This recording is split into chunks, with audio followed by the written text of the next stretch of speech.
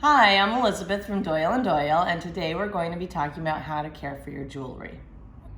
Sometimes we have customers bring in rings that look like this, where they're out of round and the shank has been crushed in some way.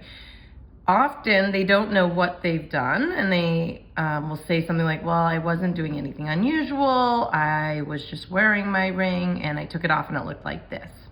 So I thought this was a good example to show you because this is actually my sister's ring. And, she knows jewelry. She knows how to wear it and take care of it. But she was wearing this when she went to the David Byrne American Utopia show. And she got so excited and was clapping so vigorously that she hit her rings together and crushed this ring. So, it just goes to show you that things can happen in your everyday life. Oh, and this one of the little stones came out while she was clapping.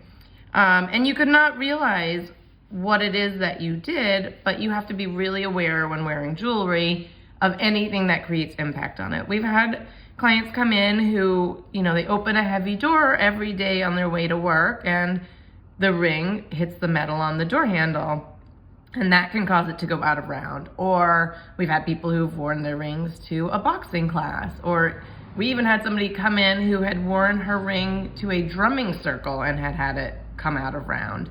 So there are things in your daily life that could damage a ring. So it's important to be aware of it and try to avoid that. But even more important than avoiding it is, as soon as it happens, bring it in so that it can be repaired. Because the danger is, once it becomes out of round like this and you wear it, the metal flexes more and more and becomes brittle, and that can lead to breaking of the shank, and that's really dangerous. Also, when the ring comes out of round, that can actually cause the prongs to splay out, which leaves the stone loose in the mounting, and then that's easier for stones to come out, and you would hate to lose your center stone, of course.